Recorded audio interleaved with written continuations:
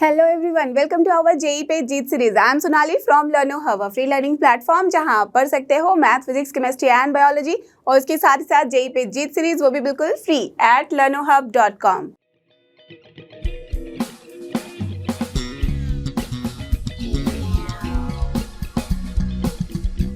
तो चलो एवरीवन, हो जाओ तैयार। आज हम करने वाले हैं जेईई सीरीज में मैथ्स के अंदर क्वाड्रेटिक इक्वेशन के कॉन्सेप्ट अराउंड 3। तो आपने देखा है कि हमने काफ़ी कुछ कर लिया है, तो आज के टॉपिक में काफ़ी कुछ होगा बहुत ही ज़्यादा इंपॉर्टेंट। दैट मीन्स हम यहाँ देखेंगे कि कैसे कॉमन रूट्स अगर दो इक्वेशंस के हो तो हम उसकी प्रॉब्लम को कैसे सॉल्व करेंगे। साथ ही साथ द मोस्ट इंपॉर्टेंट, हम यहाँ क्वाड्रेटिक इक्वेशन के ग्राफ को अच्छे से समझेंगे, उसके साइन को, उसके रेंज को और उसके मैक्सिमम मिनिमम वैल्यू को विथ लॉट्स ऑफ एग्जाम्पल देखने वाले हैं। तो यस, बिना टाइम वेस्ट किए get ready with your pen and paper so that we can start together.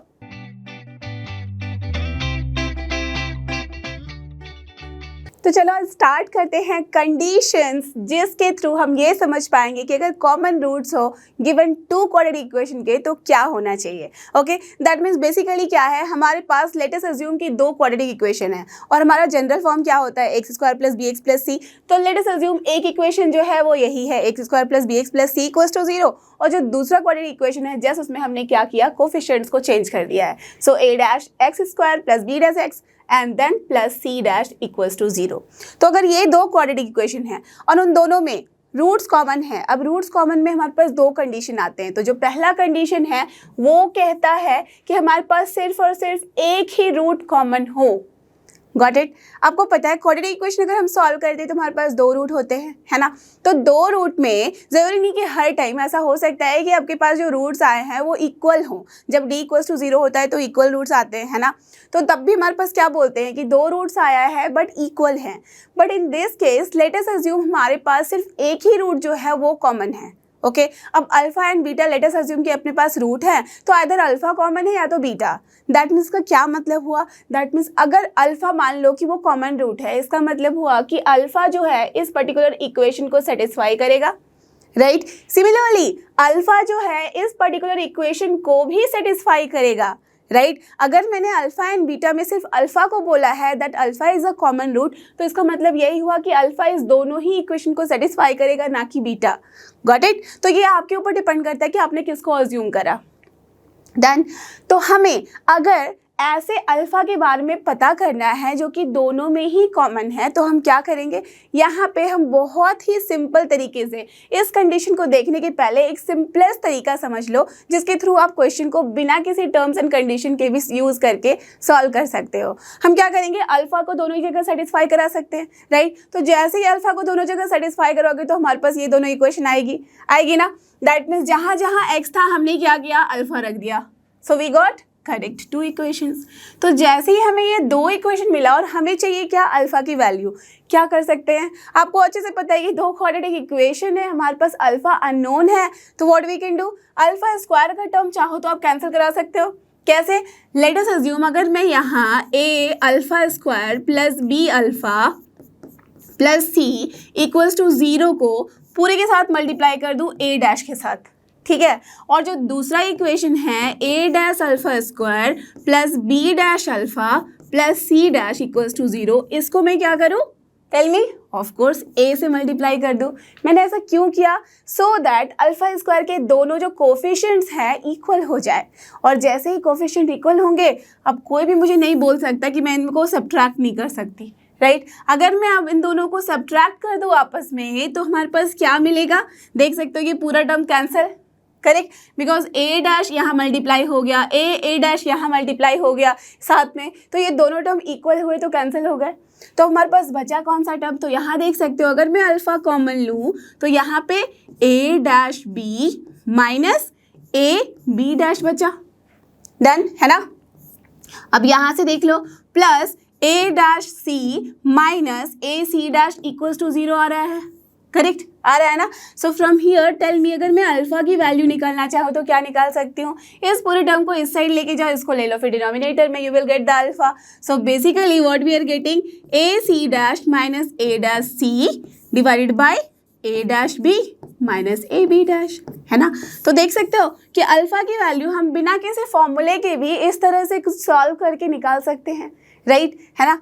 तो इसी तरह से आप इनको क्वेश्चन को किसी को भी अगर आप चाहो तो यहाँ पे बी के जो टर्म्स हैं उसको भी इक्वेट करके वहाँ से भी आप, दैट मीन्स अगर मैंने यहाँ बी डैश से मल्टीप्लाई कर दिया तो ये वाला टर्म कैंसिल होगा, समझ सकते हो ना। तो दैट मीन्स आप किसी को भी यहाँ किसी तरह से सॉल्व करके अल्फा की वैल्यू निकाल सकते हो जिसकी भी वैल्यू गिवन है उसके फॉर्म में। Clear, understood. तो ये तो हो गया सिंपलेस्ट तरीका जिसके थ्रू हम इसे सॉल्व करते हैं। अब समटाइम्स ऐसा होगा आपके क्वेश्चंस में कि हमारे पास जो कोफिशिएंट्स है ना वो कुछ भी करके एक दूसरे के साथ कैंसिल नहीं करा पाओगे आप, और अगर कराना चाहोगे तो then it will be very complicated solution, उसको सॉल्व करने में आपको काफ़ी टाइम लग जाएगा। तो उस टाइम को सेव करने के लिए हमारे पास एक बहुत ही बेहतरीन सा कंडीशन है, और इस कंडीशन को दिखने में भले ही डर लग रहा हो बट बिलीव मी, अभी मैं आपको लिखने का तरीका बताऊंगी and then you will say कि इतना ईजी था याद करना। ठीक है, चलो तो इसको आसान तरीके से याद करते हैं। क्या क्या है यहाँ पे कोफिशिएंट्स, ए बी सी। तो सबसे पहले इतना याद रखो कि हमारे पास कंडीशन क्या बनेगा, डिटर्मिनेंट ले लो। ठीक है, अब डिटर्मिनेंट के अंदर हम क्या लिखेंगे, ए बी। ठीक है, ए से स्टार्ट होता है तो ए बी। अब उसके बाद मल्टीप्लाई करके दूसरा डिटर्मिनेंट जो स्टार्ट करेंगे, ए बी खत्म किया था, बी से ही स्टार्ट करो तो बी के बाद क्या आता है, सी। डन, तो ए बी सी लिख दिया हमने इक्वल्स टू, अब यहाँ पे डिटर्मिनेंट में हम क्या लिखेंगे, सी पे खत्म किया था, लिख दो सी। तो साइक्लिक ऑर्डर में सी के बाद क्या आएगा, ऑफ कोर्स ए, लिख दो ए एंड इसका ले लो स्क्वायर, बिकॉज यहाँ हमने दो डिटर्मिनेंट मल्टीप्लाई किया है और इधर सिर्फ एक था तो इसलिए हमने स्क्वायर कर दिया। ठीक है, अब जो भी आपने फर्स्ट रो में लिखा है उसी में बस डैश लगा दो और लिख दो A dash B dash, B dash C dash, C dash A dash and you are done with this condition. Check कर लो, वही है ना, देख रहे हो आप। तो कितना सिंपल है याद रखना। अब ज़रूरी नहीं कि हर जगह यहाँ पे A dash B dash C dash के ही फॉर्म में होगा, बट अगर मेंटली आपको ये याद रहेगा, सबसे पहले एक काम करना, इसी फॉर्मूले को एज इट इज़ लिख देना। अब जो भी ए बी सी की जगह पे वैल्यूज होगी उसको एज इट इज लिख दो साइक्लिक ऑर्डर में, you will get the answer. समझ रहे हो, क्लियर हुई बात। तो चलो इसके ऊपर एक अच्छा सा क्वेश्चन सॉल्व करते हैं सो दैट ये कंडीशंस बहुत अच्छे से आपको याद हो जाएं। और ये रहा अपना वो क्वेश्चन। तो देख सकते हैं क्वेश्चन नंबर 15, आपको पता ही है क्वेश्चन नंबर 15 क्यों लिखा मैंने, बिकॉज क्वेश्चन नंबर 14 तक हमने लास्ट के कॉन्सेप्ट राउंड तक में कर लिया था। ठीक है, तो कोई भी बच्चा अगर मिस कर रहा है इन सारी क्लासेस को तो पक्के से करो, बिकॉज सारे जो क्वेश्चंस होते हैं ना काफ़ी अच्छे लेवल के होते हैं। सॉल्व कर लोगे तो आप खुद देखोगे कि कॉन्फिडेंस आपका कहाँ से कहाँ चला गया है। ओके, तो ये जेईई मेंस एंड एडवांस दोनों के ही पॉइंट ऑफ व्यू से बहुत ही इंपॉर्टेंट टॉपिक है। ओके, चलो तो देखो इसमें क्या है, if a x square plus B x plus C equals to 0, ठीक है, done, and b x square plus c x plus a equals to 0। तो देखा आपने दोनों में ही ए बी सी यहाँ पे बस चेंज कर दिया गया है, बट ये दोनों ही क्या है, आपस में डिफरेंट क्वाड्रेटिक इक्वेशन है। समझ रहे हो। तो इट इज़ नॉट कंपल्सरी कि हमेशा एक ही फॉर्मेट में गिवन हो, कैसा भी दे सकते हैं, यहाँ पे नंबर्स भी दे सकते थे। ठीक है, okay fine. Have a common root such that a and c is not equal to 0। क्यों यहाँ पे a and c बोल दिया गया है not equals to 0? बिकॉज अगर a यहाँ 0 हो जाता तो ये क्वाड्रेटिक इक्वेशन ही नहीं बनता। समझ रहे हो, क्लियर है बात। सिमिलरली a, c और यहाँ पे साथ ही साथ b भी होना चाहिए था। ठीक है, तो मैं यहाँ b भी इंक्लूड कर दे रही हूँ बिकॉज यू कैन अंडरस्टैंड अगर b 0 हो जाएगा तब भी क्वाड्रेटिक इक्वेशन नहीं बनेगा, है ना। ठीक है, then a cube plus b cube plus c cube equals divided by abc is equal to what. तो व्हाट यू कैन सी, हमारे पास डिनोमिनेटर में यहाँ ए बी सी है, तो ऑफकोर्स यहाँ से भी आप समझ सकते हो कि तीनों की वैल्यू 0 के बराबर नहीं होनी चाहिए। किसी एक की भी 0 हो जाएगी तो ये अपना जो गिवन एक्सप्रेशन है ये क्या हो जाएगा, अनडिफाइंड। क्लियर, तो इसलिए ये सारी चीज़ें गिवन होती हैं। अब आपको इस पूरे एक्सप्रेशन की वैल्यू बतानी है कि ये किसके बराबर होगा। ओके, क्या करेंगे, सबसे पहले इस क्वेश्चन में आप ये देखो कि हमने ऐसा क्या पढ़ा है जिसको हम यूज़ कर सकते हैं। तो कौन सा वर्ड आया है यहाँ, अ कॉमन रूट।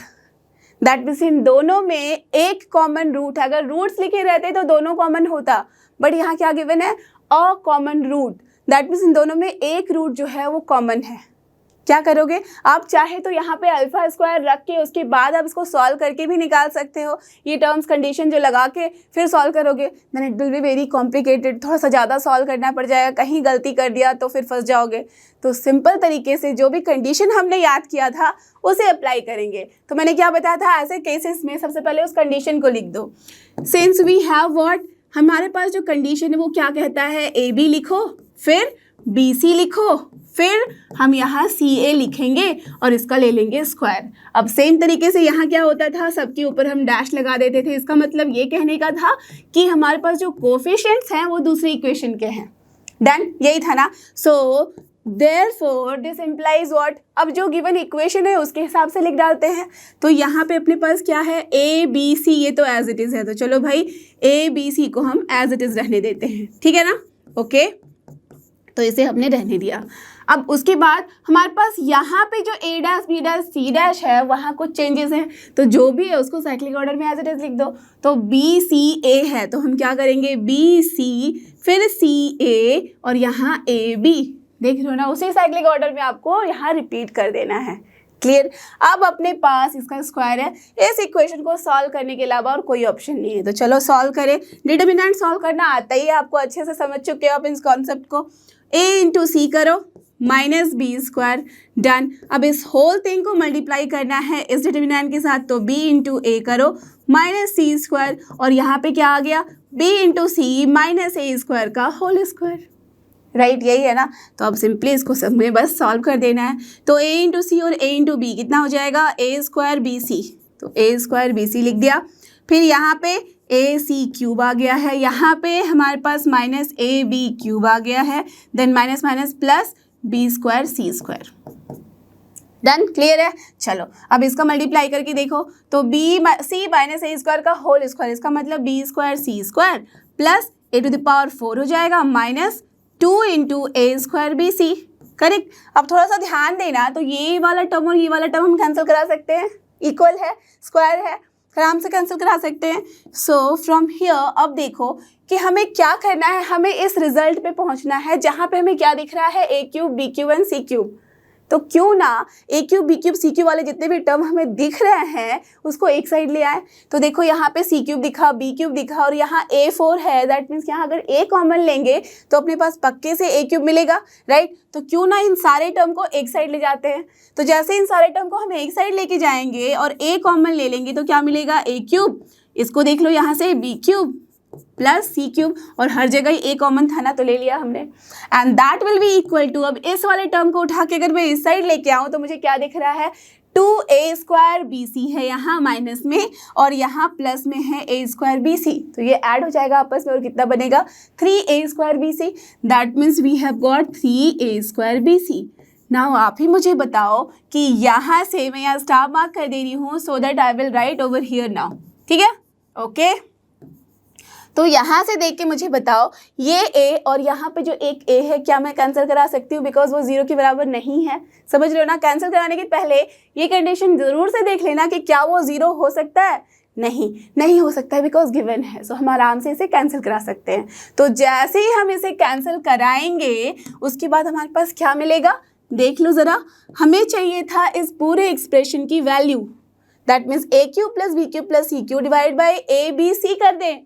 तो हमें यहाँ से क्या दिख रहा है, that a cube plus b cube plus c cube divide by a b and c is nothing but 3. So what will be the answer?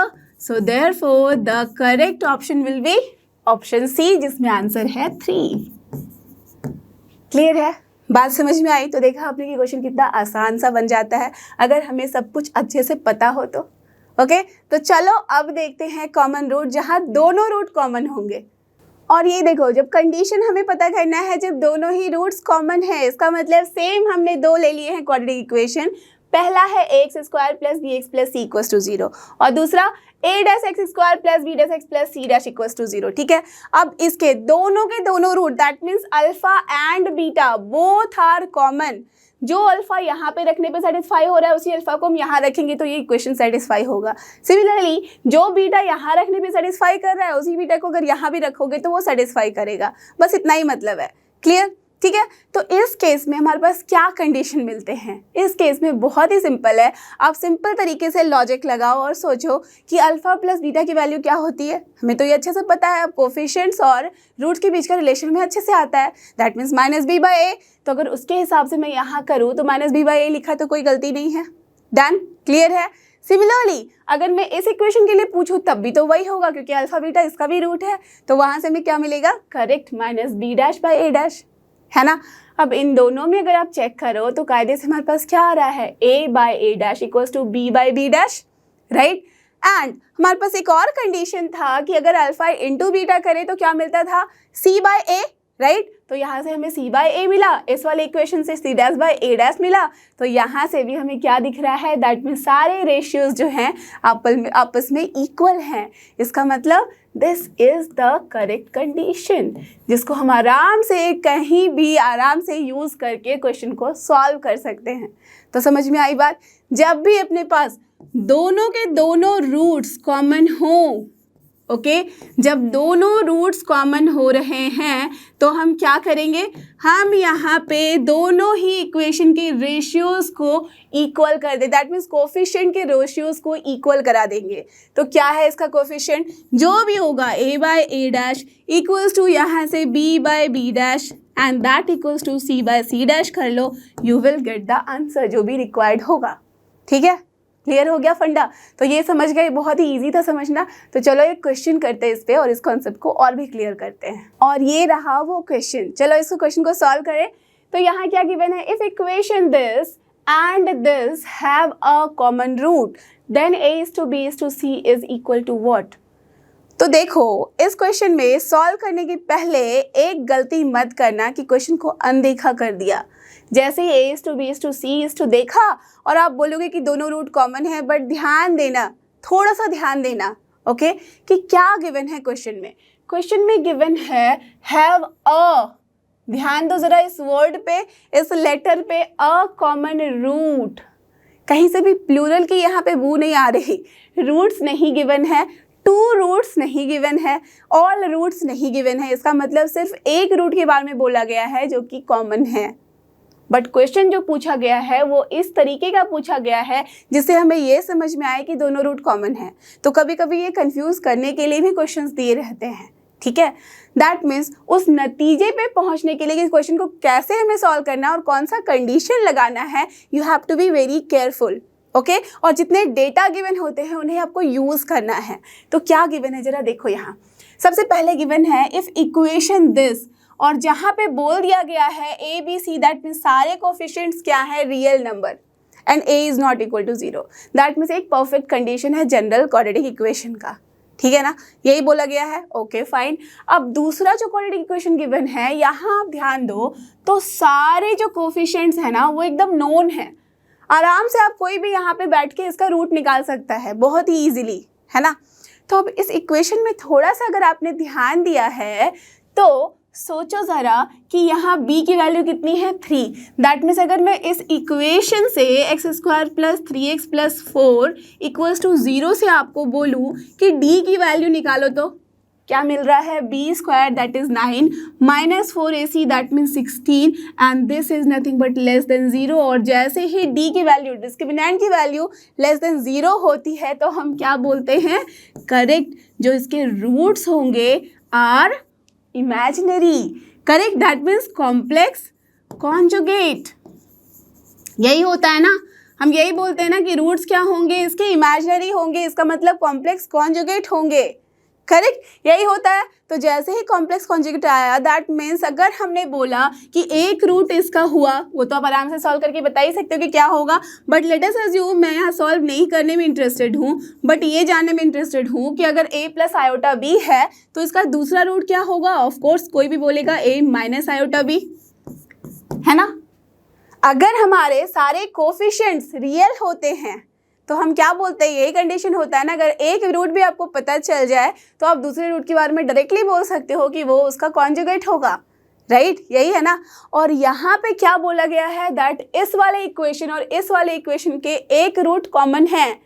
अब देखो अगर एक रूट कॉमन है और यहाँ पे भी वो कंडीशन है कि a b c जो है वो रियल नंबर है, इसका मतलब इसका भी जो दूसरा रूट होगा, जो रूट को हमने निकाला है उसका कॉम्प्लेक्स कॉन्जुगेट होगा। समझ रहे हो बात को, क्लियर हुआ कॉन्सेप्ट। दैट मीन्स जो भी रूट यहाँ से हमें मिला, अगर एक रूट भी कॉमन है और यहाँ पे उसके साथ साथ टर्म्स एंड कंडीशंस में गिवन है कि ये सारे कोफिशिएंट जो है वो रियल है, इसका मतलब हमें जो ax square plus bx plus C equals to 0 से जो रूट मिलने वाले हैं ये रूट्स भी क्या होंगे, इक्वल टू हमारे पास जो गिवन रूट्स होंगे उसके बराबर होंगे। इसका मतलब a प्लस आयोटा बी के साथ साथ a माइनस आयोटा बी मिलेगा। इसका मतलब दोनों ही रूट्स इक्वल है। Got it? दैट मीन्स दोनों ही रूट्स कॉमन है। तो अब अगर हमसे कोई भी पूछ ले कि a:b:c की वैल्यू क्या होगी, दैट मीन्स ये एकदम करेक्ट था। बट मैंने क्यों आपको यहाँ बोला कि you have to notice and you have to just पूरा कंफर्म होना पड़ेगा कि सच में क्या हमें 2 रूट वाले लगाने थे। ये इसलिए बताया बिकॉज समटाइम्स ऐसा होता है कि कन्फ्यूज़न क्रिएट करने के लिए आपके पास क्वेश्चन ऐसे गिवन हो बट कायदे से वहाँ दोनों रूट कॉमन हो ही ना, तब तो आपको सिंगल रूट वाले का कंडीशन लगाना पड़ता ना, समझ रहे हो? और वहीं पे गलती हो जाती। इसलिए you have to be very careful. और ये सारे कॉन्सेप्ट अगर आपके दिमाग में है ना तो समझ लो कि क्वाड्रेटिक इक्वेशन आपके लिए सिंपल है, बहुत ही सिंपल है। ओके, तो अब हम क्या करेंगे, सो देयरफॉर दोनों के रेशियोज को इक्वल कर दो। तो a/1 will be equal to correct b/3 and that will be equal to c/4। तो इसका मतलब a:b:c की वैल्यू कितनी हो जाएगी, 1:3:4। तो देख लो अब कौन सा ऑप्शन है, that will be your correct answer. तो यहाँ से ऑप्शन आया है D. So D is your correct and final answer.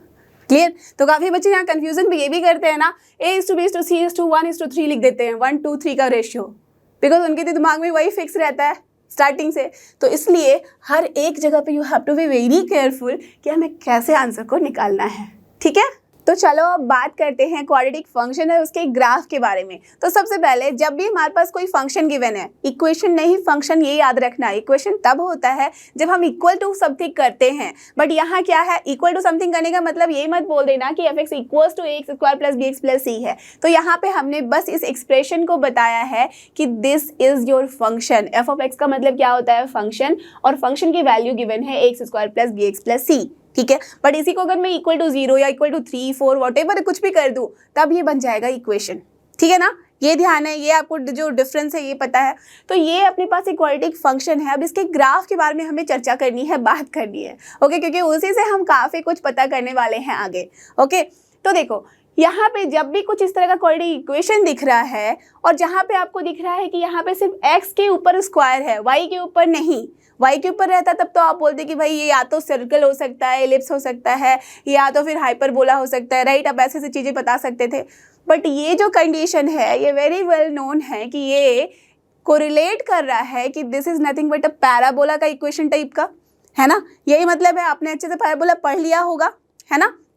नहीं भी पढ़ा है तो बेसिक तो आपको ऑलरेडी पता है कि पैराबोला का इक्वेशन जो होता है स्टैंडर्ड फॉर्म में क्या होता है, वो यही होता है। दैट मीन्स जो हम जनरलाइज, स्टैंडर्ड तो y² इक्वल्स टू 4ax होता है, बट जो जनरल इक्वेशन होता है किसी भी पैराबोला का उसे हम क्या बोलते हैं, y minus k equals to a into x minus h का होल स्क्वायर। और यहाँ से हम बताते हैं कि अपना जो वर्टेक्स है पैराबोला का, दैट मीन्स अगर मैं इस पैराबोला को ड्रॉ करूँ तो यहाँ से ये जो वर्टेक्स होता है जहाँ से वो अपना नेचर चेंज करता है, दैट मीन्स पहले डिक्रीज कर रहा है फिर इंक्रीज करने लग जाता है, या तो उल्टा अगर ये इंक्रीज कर रहा है फिर डिक्रीज करने लग जाता है किसी भी पॉइंट के बाद, तो इसी पॉइंट को हम क्या बोलते हैं, वर्टेक्स। और ये जो वर्टेक्स होता है वो h, k होता है। कब? जबकि अपने पास जनरल इक्वेशन किसी पैराबोला का इस फॉर्म में गिवन होता है। ठीक है ना, ये बात आपको पता है, राइट? अगर नहीं भी पता है आगे आप डिटेल में पढ़ोगे तो अभी के लिए तो इतना आप समझ ही लो। ठीक है, बट हमेशा याद रखना ये जनरल फॉर्म में इस तरह का होना चाहिए, तब हम वहाँ से वर्टेक्स के बारे में बता सकते हैं। Okay, got it? Understood the idea behind this? That means क्या करेंगे, कुछ भी इक्वेशन है हम उसे y माइनस समथिंग के फॉर्म में लिखेंगे, इक्वल्स टू कोई भी कांस्टेंट हो सकता है, a 1 भी हो सकता है, it totally depends upon the situation. तो a कुछ भी हुआ and then x minus h का होल स्क्वायर हुआ। अब दोनों साइड जब हम इक्वल टू 0 करते हैं तो हमें y इक्वल्स टू जो भी मिलेगा वो y का कोऑर्डिनेट होगा, और x इक्वल्स टू जब 0 करने पे यहाँ पे जब मिलता है हमें x minus h equals to 0 करने पे, तो जो भी मिलने वाली है x की वैल्यू वो x कोऑर्डिनेट हो जाता है, दैट मीन्स h। क्लियर? ठीक है, तो ये जनरल इक्वेशन से हमने वर्टेक्स निकालना तो हमें बहुत अच्छे से इजी समझ में आया और हमने निकाल भी लिया। अब अगर ये हमारा एक पैराबोला है और इसका इक्वेशन हमें निकालना है इस फॉर्म में, तभी हम वर्टेक्स निकाल पाएंगे, अदरवाइज तो इसका क्या ही वर्टेक्स है पता ही नहीं चल रहा है कि नहीं। यहाँ देखो तो आप इसका वर्टेक्स क्या ऐसे निकाल सकते हो डायरेक्टली? नहीं। अगर आपने बिल्कुल रट के रख लिया है जो कि फॉर्मूला है और वो आपको बाद में रटना ही है, बिकॉज आप एक बार अगर समझ जाओगे ना तो रटना will be super easy. But अगर मैं पहले ही आपको बोल दूँ कि रट लो, then it will little difficult for you, ठीक है। तो इसलिए मैं इसको अच्छे से एक्सप्लेन करके आपको रिजल्ट निकाल के दिखाऊंगी कि कैसे आता है वर्टेक्स, और फिर आप उसको रट लेना। एंड बिलीव मी, वो बहुत ही ईजी लगेगा रटने में, ठीक है। तो यहाँ पे अगर इससे मुझे चाहिए वर्टेक्स तो मैं ऐसे नहीं बता पाऊंगी। क्या करना होगा, इस इक्वेशन को हमें इसी इक्वेशन में कन्वर्ट करना होगा, और कन्वर्शन में तो हम मास्टर हैं। क्या करेंगे, देखो सबसे पहली बात हमें यहाँ पे एक परफेक्ट स्क्वायर बनाना है ना। तो परफेक्ट स्क्वायर अगर बनाना है तो अगर मैं a कॉमन लूँगी तभी बात बनेगा। अगर a कॉमन लिया एक्स स्क्वायर बन गया, यहाँ पे x के साथ क्या आ जाएगा, of course b by A, right. इस c की ज़रूरत तो है नहीं, तो चलो c को बाहर ही रखते हैं, है ना। अब इक्वल्स टू, यहाँ देखो इसे परफेक्ट स्क्वायर बनाना is very easy, because we know कि x square plus 2ax plus B square होता है। तो यहाँ अगर हम इसको एक परफेक्ट स्क्वायर के फॉर्म में लिखना चाहे तो मुझे किसका स्क्वायर लिखना होगा, देखो जो भी रहता है कोफिशिएंट x के साथ हम क्या करते हैं, अगर 1 रहता है तो हम क्या लिखते थे, 2 इंटू 1/2 लिख देते थे ना। इसका मतलब जो भी कोफिशिएंट होता है x के साथ उसका हाफ कर देना होता है, बस इतना ही रहता है ट्रिक, करेक्ट। अगर सोचो कि एक्स स्क्वायर प्लस 3x होता और इसे हमें परफेक्ट स्क्वायर बनाना होता तो अब क्या सोचते, 3 इंटू 2 करते और फिर 3/2 कर देते, यही करते ना।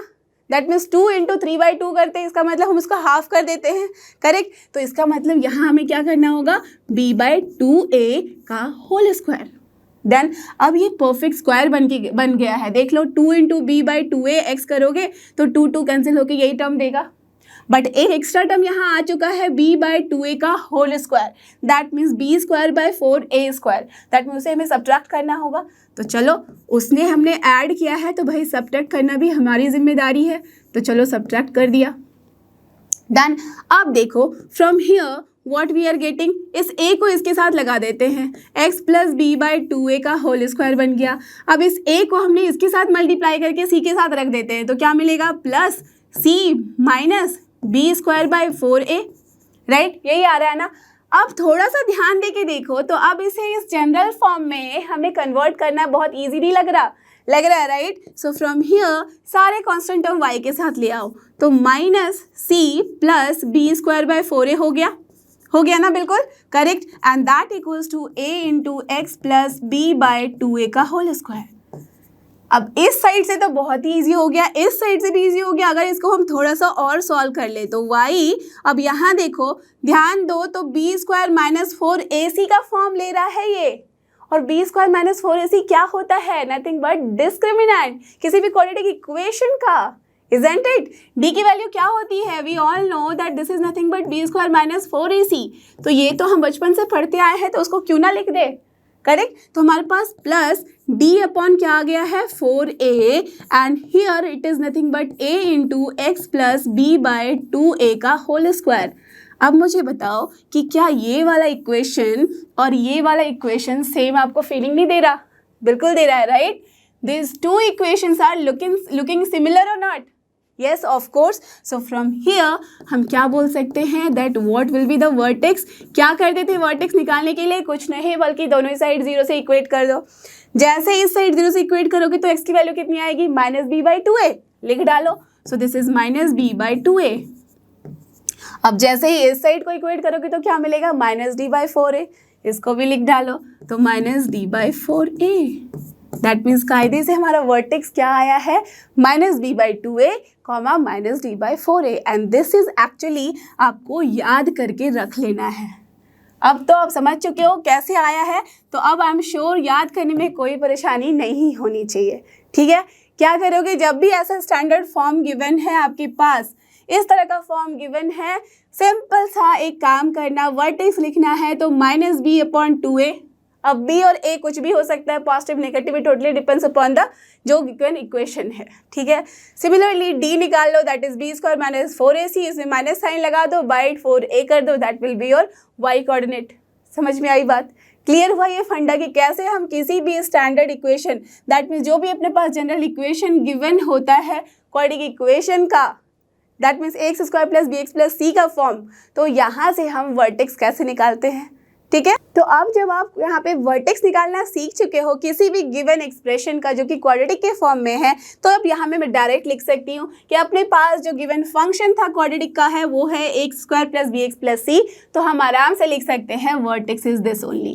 करेक्ट है ना, ये समझ में आ गई बात। और वर्टेक्स जैसे ही लिखा है इसका मतलब इसका पोजीशन कहाँ है, इस वाले ग्राफ में। दैट मीन्स अगर ये ऐसा पैराबोला बना रहा है, अब पैराबोला बनाएगा तो वो इसी दो तरह का बन सकता है ना, राइट क्योंकि यहाँ पे एक्स स्क्वायर है, अगर वाई स्क्वायर रहता था तब हम बनाते थे कुछ इस तरह का पैराबोला या इस तरह का पैराबोला, बट ये क्या है, एक्स स्क्वायर का फॉर्म है, इसलिए हमें ऐसा ही बनाना है। तो अब ऐसा जो पैराबोला बनाना है इसमें हम क्या कहते हैं कि वर्टेक्स जो होता है वो वैसा पॉइंट होता है जिसके बाद हम जब भी आगे बढ़ते हैं तो अपना साइन जो होता है वो चेंज हो जाता है। अभी देखो डिक्रीज हो रहा था फिर इंक्रीज हुआ है, that means this is the vertex and इसी की वैल्यू है -b/2a, -d/4a, राइट सही है ना। सिमिलरली इस केस में कहाँ है vertex, this is the top most point यहाँ पे, that means -b/2a and -d/4a। तो ट्राई करो कि खुद से एक बारी दो बारी लिखो, फिर आपके दिमाग में ये ऐसे फिक्स हो जाएगा कि कभी भूलोगे ही नहीं, बिकॉज हर टाइम तो हम उतना बड़ा डेरिवेशन नहीं कर सकते, राइट। तो इसलिए कुछ कुछ चीज़ें आपको बिल्कुल ध्यान में रखनी होंगी। डन, तो ये हमें वर्टेक्स के बारे में आइडिया लग गया है। अब सोचो कि क्या वो कंडीशन है जिसमें हमें ऐसा पैराबोला मिल रहा है और ऐसा पैराबोला मिल रहा है, दोनों ही डिफरेंट पैराबोला हैं, isn't it? दिखने में एक जैसा दिख रहा है but this is upper parabola and this is lower parabola. That means इसका जो लोब है वो अपर लोब है और उसका लोअर लोब है, राइट। ये अपवर्ड ओपन हो रहा है, ये डाउनवर्ड ओपन हो रहा है, तो कुछ तो डिफरेंस होगा, ऐसे तो नहीं हम किसी के लिए भी कुछ भी बना दे। तो जब भी ध्यान रखना जो अपना ये ए कोफिशिएंट है, दैट मीन्स एक्स स्क्वायर का जो भी कोफिशिएंट है इसके ऊपर हमारा डिसीजन होता है कि ये जो अपवर्ड लोब बनेगा या डाउनवर्ड लोब बनेगा पैराबोला का। तो जब भी ए ग्रेटर देन 0 होगा तो अपना पैराबोला ऊपर की तरफ ओपन होगा, और जब भी ए अपना लेस देन 0 होगा तो पैराबोला का लोब नीचे की तरफ ओपन होगा। क्लियर हुई ये बात। तो ये एकदम सिंपलेस्ट तरीके से आप बात को समझ सकते हो। धीरे धीरे एक एक करके हम आगे बढ़ेंगे सो दैट कोई भी कंफ्यूजन कभी के लिए भी ना रहे, ठीक है। तो अभी तक हमने क्या समझा, वर्टेक्स कैसे निकालते हैं, निकाल लिया, उसका पोजीशन कहाँ है रख दिया। अब हमारे पास जो पैराबोला बन रहा है उसका लोब किस तरफ ओपन होगा, दैट मीन्स ये अपर पैराबोला बनेगा या लोअर, ये कहाँ से समझेंगे, ए के साइन से। दैट मीन्स जो भी एक्स स्क्वायर का कोफिशिएंट है उसके साइन पे हमें पता चलेगा कि हमारा पैराबोला किस तरह का बन रहा है, ठीक है। तो चलो अब बात करते हैं डिफरेंट टाइप्स ऑफ पैराबोला की और उसके बारे में कुछ टर्म्स एंड कंडीशन समझते हैं, ठीक है। तो आपने अभी भी देखा ना कि हमारे पास किस तरह का पैराबोला था, कुछ इस तरह का। तो हमने यहाँ से क्या कंक्लूड किया, भाई वर्टेक्स यहाँ पे है और जब भी ए ग्रेटर देन 0 है तो अपर लोब मिला, ए लेस देन 0 है तो हमें लोअर लोब मिला पैराबोला का, right. That means downward parabola, upward parabola, correct, यही है मतलब। तो अब जब अपने पास इस तरह की सिचुएशन है तो आप क्या बोलोगे, हर जगह तो भाई हमें ऊपर वाला ही पैराबोला दिख रहा है। दैट मीन्स हर जगह अगर मैं लिख दूं कि ए ग्रेटर देन 0 है तो कोई दिक्कत नहीं होगी। आई थिंक किसी को कोई प्रॉब्लम नहीं होनी चाहिए यहाँ पे, राइट, है ना। बिकॉज हम यहाँ पे जो इक्वेशन लिख रहे हैं, दैट मीन्स पैराबोला जो फंक्शन लिख रहे हैं, नॉट इक्वेशन, पैराबोला का जो फंक्शन लिख रहे हैं वो इसी तरह का लिख रहे हैं, x square plus B x plus c. By default मैं यही यूज़ करूँगी हर जगह यहाँ पे, ठीक है ना। तो ये अपना जनरल इक्वेशन है और ए जो है कोफिशिएंट है एक्स स्क्वायर का, तो ए के साइन के ऊपर ही हमें समझ में आता है कि पैराबोला किस तरह का होगा, अपवर्ड होगा या डाउनवर्ड होगा, राइट। तो ये अपवर्ड फेसिंग पैराबोला बन गया है, करेक्ट। अब ये तीनों ही कंडीशन जो आपको दिख रहा है आपस में डिफरेंट दिख रहा है ना, राइट। अपवर्ड तो है बट देखो जरा ध्यान से, तो ये एक्स एक्सिस को कट करके जा रहा है, ये एक्स एक्सिस को टच करते हुए जा रहा है सिर्फ एक पॉइंट पे, और यहाँ पे ये एक्स एक्सिस से तो दूर दूर तक कोई नाता ही रिश्ता नहीं है इसका, राइट। दैट मीन्स इन तीनों ही कंडीशन में हमें तीन तरह की कुछ चीज़ें दिख रही हैं। तो ए ग्रेटर देन 0 तो हमने तीनों में बोल दिया, बट ये जो डिफरेंस आया है, ये जो डिफरेंट तरह का पैटर्न हमें मिला है पैराबोला का, ये कब मिलता है, इक्वेशन तो ऐसा ही है लेकिन ये डिफरेंट तरह का हम बना ही सकते हैं, कोई हमें रोक नहीं सकता, करेक्ट। हम किसी तरह का ऐसा बनाया है, आपको मन करे तो आप ऐसा भी बना सकते हो, आपको मन करे तो आप ऐसा भी बना सकते हो, राइट। और आपको मन करे तो आप ऐसा भी बना सकते हो, आपको कोई कुछ नहीं कह सकता, है ना, कोई दिक्कत नहीं है, समझ रहे हो बात को, कोई डिफरेंस नहीं है यहाँ पे, हर तरह का बन सकता है पैराबोला, हर जगह ए ग्रेटर देन 0 ही है। बट क्या डिफरेंस है हर जगह, टेल मी, इन सब में डिफरेंस जो है वो कैसे क्रिएट हुआ है। तो अब एकदम ध्यान से देखो, समझो और इसको जानो क्या है इस कंडीशन में। दैट मीन्स अगर मैं इसका नाम दे दूं पहला कंडीशन, तो फर्स्ट कंडीशन में हमें क्या दिख रहा है कि अपना जो पैराबोला है वो एक्स एक्सिस को 2 पॉइंट पे कट कर रहा है या नहीं? यस। अब कभी भी हम बोलते हैं कि जो पैराबोला एक्स एक्सिस को 2 जगह पे कट कर रहा है, इसका क्या मतलब हुआ कि इन 2 पॉइंट्स पे y की वैल्यू हमें क्या मिलेगी? 0 मिलेगी। समझ रहे हो बात को? एक्स एक्सिस को कट करने का मतलब क्या होता है कि y 0 है उस जगह पे, एंड ऑफ कोर्स आप बोलोगे हाँ भाई y तो 0 ही है, और y अगर 0 है इसका मतलब कि x square plus B x plus c is equal to 0। इसका मतलब ये एक इक्वेशन बना रहा है और यहाँ से हमें x की कुछ वैल्यू मिलेगी, और वो वैल्यू जो होगी रूट होगी उस इक्वेशन की। अगर हम उसका नाम अल्फा एंड बीटा देते हैं, that means this is your alpha and this is your beta point. Got the understanding? समझ में आई बात? क्या मतलब है? दैट मीन्स हम यहाँ बढ़े थे बात लेके क्वाड्रेटिक फंक्शन से, हम पहुंच गए इक्वेशन पे। कब? जब कि ये एक्स एक्सिस को कट कर रहा है। जब कट करेगा तभी y 0 होगा, और जब y 0 होगा इसका मतलब वो हमें रूट दे रहा है, और एज की क्वाड्रेटिक इक्वेशन है तो 2 रूट मिलेंगे। क्लियर हुई बात? यस। अब खुद मुझे बताओ, अगर हमें 2 रियल रूट, एंड ये रूट कैसा होगा? ऑफ कोर्स एक्स एक्सिस पे कट कर रहा है तो हमें एक्स एक्सिस पे जो पॉइंट है वही वाली वैल्यू देगा, जो कि क्या होता है? Real value. दैट मीन्स अगर ये हमें 2 रियल वैल्यू दे रहा है, इसका मतलब क्या हुआ? जो डिस्क्रिमिनेंट है वो क्या होगा? Of course greater than 0। Got the idea? That means अगर मैं यहाँ d ग्रेटर देन 0 लिखूँ तो कोई दिक्कत नहीं होनी चाहिए आपको। क्लियर है? कब मिलता है हमें रियल रूट? जब डिस्क्रिमिनेंट की वैल्यू रियल रूट और साथ ही साथ डिस्टिंक्ट रूट, डिफरेंट रूट्स कब मिलता है? जब d ग्रेटर देन 0 होता है, and this is the condition. तो समझ में आई बात कि यहाँ पे इस ग्राफ और इन सारे ग्राफ में क्या डिफरेंस है? यहाँ हमें रूट्स रियल मिले हैं। Clear? Understood the concept? Now come to this one. अब ये जो अपना सेकेंड वाला ग्राफ है उसमें क्या कह रहा है? यहाँ देखो a ग्रेटर देन 0 था तो हमने अपर पैराबोला, अपर फेसिंग पैराबोला बना लिया। अब यहाँ देखो ये सिर्फ और सिर्फ एक पॉइंट पे टच कर रहा है, इसका मतलब हमें रियल रूट तो मिल रहे हैं यहाँ, बट सिर्फ एक पॉइंट पे, बट है ये क्वाड्रेटिक इक्वेशन। इसका मतलब रियल एंड इक्वल रूट्स मिल रहे हैं, और वो कब होता है? ऑफ कोर्स जब हम बोलते हैं d is equal to 0, right? है ना वो कंडीशन? तो समझ रहे हो बात? यहाँ पे भी हमें मिला पैराबोला अपर लोब का, बट यहाँ और इसमें क्या डिफरेंस है? यहाँ डिस्टिंक्ट 2 रूट मिले और यहाँ सिर्फ और सिर्फ एक रूट मिला है। एज की क्वाड्रेटिक इक्वेशन है तो हमें इसका मतलब क्या समझ में आया कि जो d है डिस्क्रिमिनेंट उसकी वैल्यू कितनी होगी? 0। क्लियर? Understood the concept? तो इन दोनों में डिफरेंस समझ में आ गया। अब आप खुद मुझे बताओ what is the difference in the third one? क्या डिफरेंस है यहाँ? इस थर्ड केस में पैराबोला अभी भी अपर फेसिंग है। Now what is the exact difference in this case?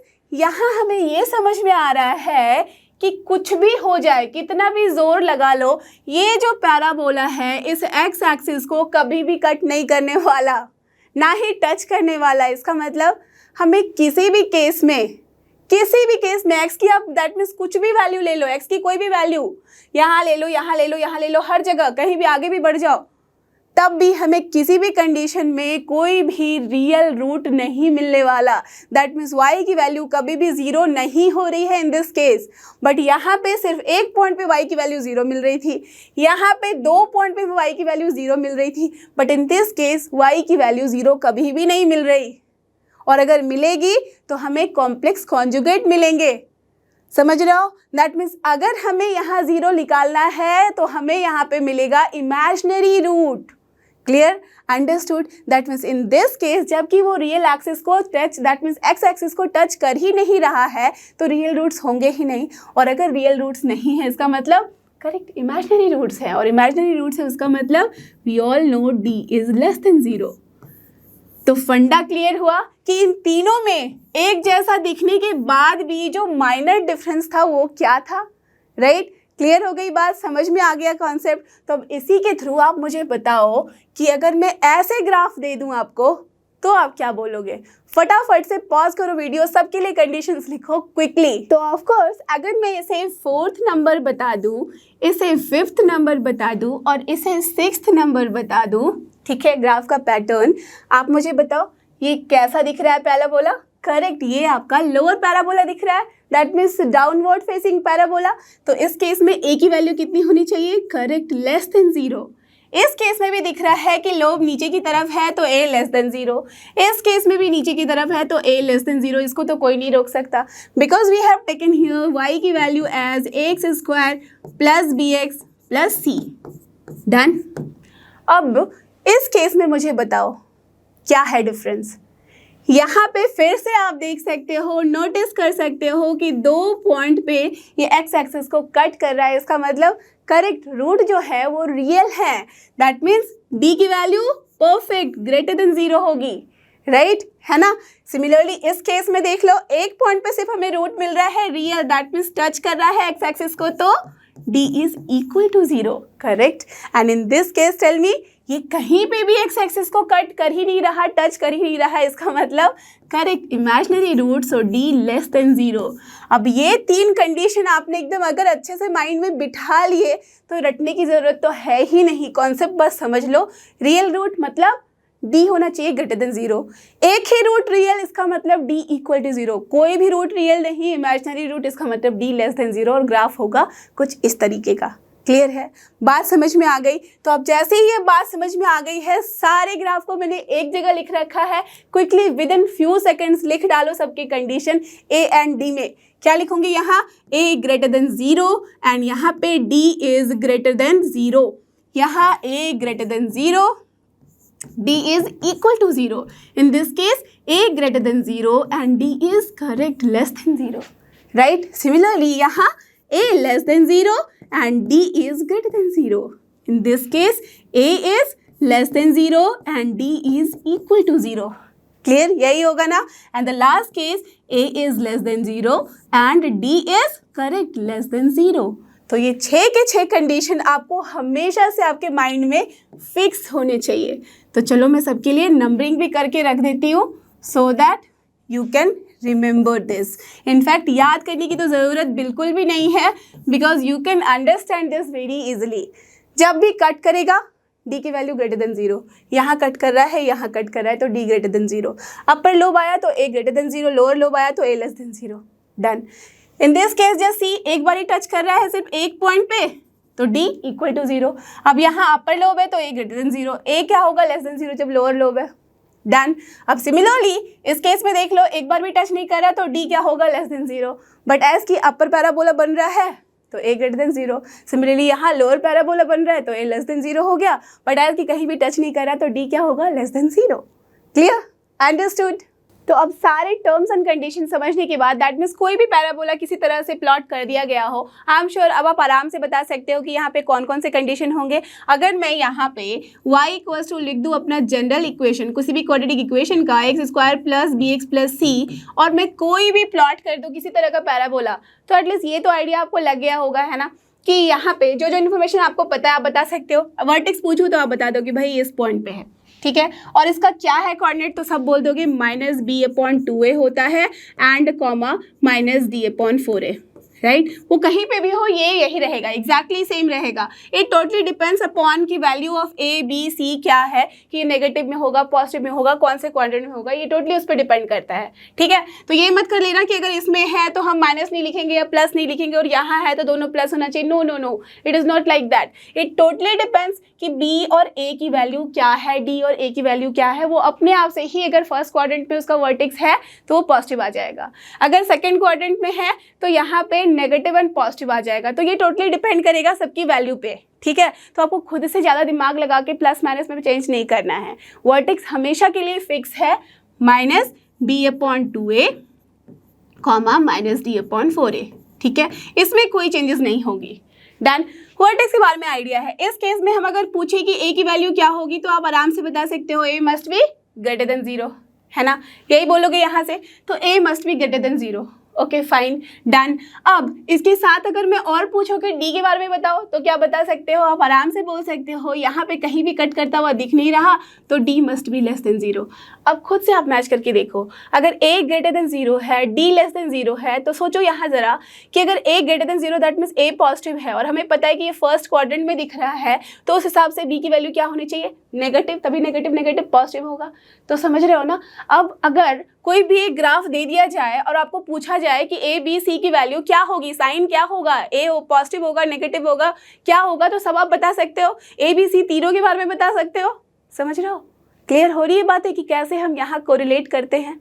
एक इन्फॉर्मेशन पता चल गया तो अब उससे हम सारा कुछ कोरिलेट करके ए बी सी के बारे में पूरी हिस्ट्री बता सकते हैं, है ना? History in the sense present बता सकते हैं। ओके ठीक है, तो यहाँ देखो, यहाँ से हमें ये समझ में आ जाएगा। सिमिलरली अगर डी लेस देन 0 है, इसका मतलब ये पॉजिटिव हो गया, तो ए ऑफ कोर्स पॉजिटिव है, तो ये तो पॉजिटिव होगा फर्स्ट क्वाड्रेंट में, तो बिल्कुल सही है। डन, क्लियर हो रही है बात? अब सी के बारे में जो मैंने बोला ये कैसे समझ में आएगा? ये याद रखो कि जब भी हम यहाँ एट x इक्वल्स टू 0 कर दें, अगर x इक्वल्स टू 0 कर दे तो हमें क्या दिख रहा है कि y की वैल्यू कुछ नहीं बल्कि c हो जाती है, isn't it? तो अब यहाँ जो दिख रहा है x की वैल्यू 0 कब होती है? y एक्सिस पे, दैट मीन्स ये पॉइंट कुछ नहीं बल्कि क्या है? 0, c। तो जहाँ पे भी ये पॉइंट कट करता हुआ दिखेगा आप उसके हिसाब से बता सकते हो कि c की वैल्यू क्या होगी।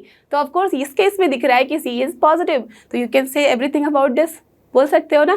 तो दैट मीन्स अगर इस केस में मैं कंक्लूड करना चाहूँ तो a is greater than 0, a greater than 0 है इसका मतलब पॉजिटिव, तो that means b must be negative, तो यहाँ b लेस देन 0 में बोल दूंगी। इस केस में अपना c जो है वो भी ग्रेटर देन 0 आया है और d लेस देन 0। देख रहे हो, सबके बारे में मैंने बता दिया कि क्या है इसका साइन।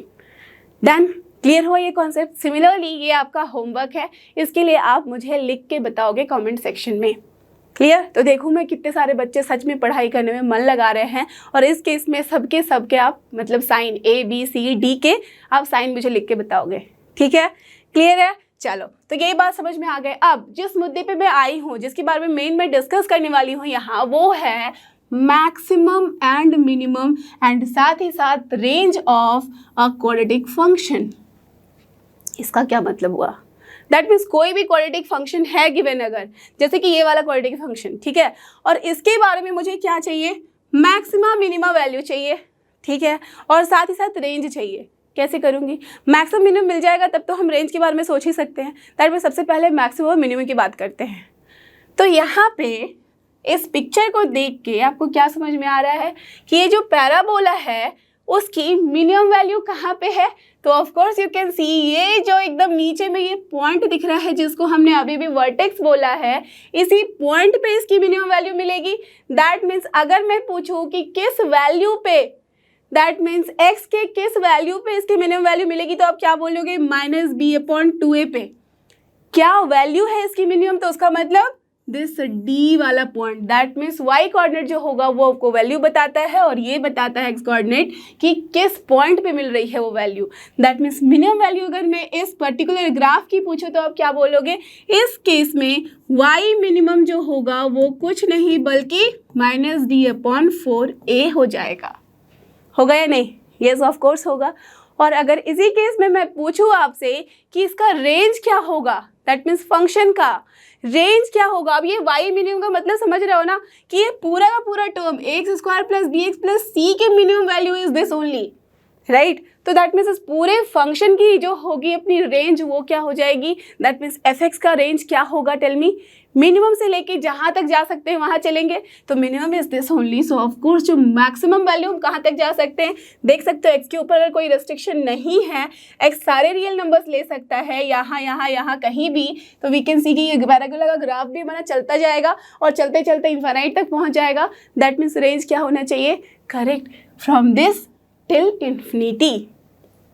क्लियर हुई बात? समझ में आया कॉन्सेप्ट? दैट मीन्स अगर मैं y के लिए बोलूँ या तो f(x) लिखो या y लिखो, कहाँ से कहाँ जाएगा? -d/4a। दैट मीन्स ये मिनिमम वैल्यू है टिल इन्फिनाइट। डन, क्लियर हुआ ये कॉन्सेप्ट? समझ में आया फंडा? यस। तो सिमिलरली अगर मैं इस वाले पिक्चर पे आऊँ तो इस केस में मुझे क्या दिख रहा है? यहाँ पे बताओ कि क्या मैं मिनिमम वैल्यू बता सकती हूँ? तो आप देखोगे तो ये जो पैराबोला है वो नीचे की तरफ कहीं भी जा सकता है, और नीचे की तरफ कहीं भी जा सकता है इसका मतलब माइनस इन्फिनिटी तक जा सकता है ये, राइट, करेक्ट, समझ रहे हो बात को। और इस केस में जो मैक्सिमम वैल्यू ये कहाँ तक ले रहा है, यहाँ से चलते हुए ऊपर इस पॉइंट तक जा रहा है, उसके बाद तो फिर नीचे ही आ रहा है, that means maxima is on the vertex. इसका मतलब क्या हुआ कि इस केस में हम y मैक्स की वैल्यू कितनी बता सकते हैं, -d/4a, और यहाँ रेंज क्या हो जाएगा, इन दिस केस जो अपना y है वो बिलोंग करेगा -∞ से लेता हुआ कहाँ तक, -d/4a तक। क्लियर हुई बात, ये बात समझ में आया दोनों जगह क्या डिफरेंस है। अगर ये दोनों बात समझ चुके हो तो यहाँ से आप कंक्लूड कर सकते हो that in this first case जब a ग्रेटर देन 0 है तब अपना अपर पैराबोला बनता है, और इन दिस केस अपना y मिनिमम बोल लो या f ऑफ x की मिनिमम वैल्यू बोल लो will be nothing but -d/4a। किस पॉइंट पे, eight x equals to -b/2a पे। ठीक है, बात क्लियर हो गई, समझ में आ गई। तो सिमिलरली अगर मैं रेंज बोलूँ तो रेंज क्या हो जाएगा, रेंज के बारे में आप डायरेक्टली बोल सकते हो, कहाँ से कहाँ, मिनिमम से लेके मैक्सिमम। तो maximum in this case is nothing but infinity, so that's Y infinity पे ओपन है और -d/4a पे क्लोज है। क्लियर, समझ में आ गई बात। Similarly in this case also, तो वहाँ पे जो केस है बैठा हुआ वो क्या बोल रहा है, दैट जब भी अपने पास a की जो वैल्यू है वो लेस देन 0 होती है तो अपना पैराबोला लोअर पैराबोला बनाता है, lower facing parabola, right, downward facing parabola, कुछ भी बोल लो। अब इस केस में हमेशा हमें जो मिलेगी वैल्यू वो कैसे मिलेगी, मैक्सिमम, बिकॉज उस पॉइंट पे मैक्सिमम जा रहा है, फिर तो डिक्रीज ही हो रहा है। तो y मैक्सिमम बोल लो या तो f ऑफ x मैक्सिमम बोल लो, ये कहाँ पे मिलती है हमें, -d/4a वैल्यू है, और कहाँ पे मिलती है, x इक्वल्स टू -b/2a पे। Then clear. सिमिलरली अगर मैं रेंज लिखना चाहूँ इसके लिए तो क्या हो जाएगा, जो सबसे कम वैल्यू है उसकी क्या है, -∞ से ले सकता है जब तक कि हमारे पास कोई इंटरवल फिक्स ना है। तो इस केस में कोई भी इंटरवल नहीं बोला गया, बट दैट मीन्स हम for all x belongs to real number के लिए चेक कर रहे हैं। ठीक है, ये बात ध्यान रखना। ओके, तो x की किसी भी रियल वैल्यू के लिए, अब रियल वैल्यू का मतलब ये मत समझिएगा कि ये तो अगर d लेस देन 0 है तो रियल कैसे, वो तो रूट के लिए है, फंक्शन के लिए तो x की कोई भी रियल वैल्यू, इसका मतलब x के कोई भी वैल्यू पे उसकी वैल्यू मिलनी चाहिए। मिल रही है ना, ऑफ कोर्स मिल रही है दोनों ही केस में, समझ रहे हो बात को। तो यहाँ से क्या समझ में आया कि किसी भी रियल वैल्यू के लिए, यहाँ हमने इसको जिस किसी भी एक इंटरवल में नहीं डिफाइन किया है, अगर हमने किसी इंटरवल में डिफाइन कर दिया तब हमें यहाँ पे इंटरवल को चेंज करना होगा इन्फिनिटी की जगह पे। क्लियर है बात, समझ में आया फंडा। सो दैट्स वाई यहाँ क्या हो जाएगा, रेंज -∞ से लेके -d/4a तक। So this is your very important concept. Okay, तो अगर ये कॉन्सेप्ट समझ गए हो तो चलो अब इसके आगे देखते हैं और आगे बढ़ते हुए करते हैं इस क्वेश्चन को सॉल्व, और जो भी हमने पढ़ा है उस सारे कॉन्सेप्ट को और भी ज़्यादा क्लियर करते हैं। ठीक है, तो क्वेश्चन नंबर 17 में देख लो क्या है, इफ़ x बी रियल। अभी मैंने बताया है रियल्स का मतलब कभी भी ये मत समझ लेना ना कि d की वैल्यू हमारी हमेशा ग्रेटर देन 0 होनी चाहिए या इक्वल टू 0 होनी चाहिए। ओके, यहाँ पे x रियल का मतलब होता है कि हम x की कोई भी वैल्यू रियल में ले सकते हैं। ठीक है ना, तो फंक्शन और इक्वेशन एक्सप्रेशन के लिए ये सारी चीज़ें डिफरेंट होती हैं। फंक्शन एक्सप्रेशन एक चीज़ों को बताता है, इक्वेशन डिफरेंट बात बताता है। जब हम इक्वेशन बोलते हैं तो वहाँ पे रूट आता है, बट जब हम फंक्शन बोलते हैं, एक्सप्रेशन बोलते हैं तो वहाँ रूट नहीं, एक्स की वैल्यू कोई भी हम ले सकते हैं। ठीक है, क्लियर है ये कॉन्सेप्ट। चलो, then the minimum value of this is what. तो एक्स जब रियल है तो इस गिवन एक्सप्रेशन की मिनिमम वैल्यू क्या होगी, क्या करना होता था बताओ।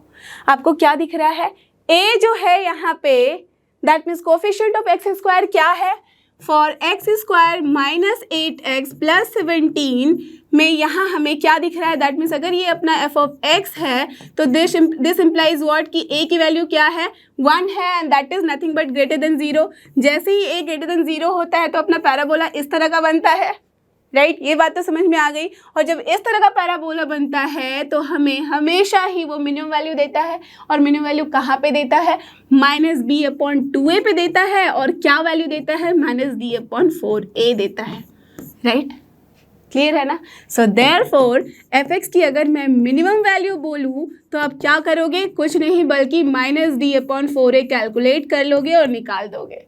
तो माइनस डी की वैल्यू कितनी होती है, बी स्क्वायर माइनस 4ac, इसका मतलब B square is nothing but 8 square that is 64 minus 1 into 4 that is 68 divide by 4 into A की वैल्यू कितनी है 1.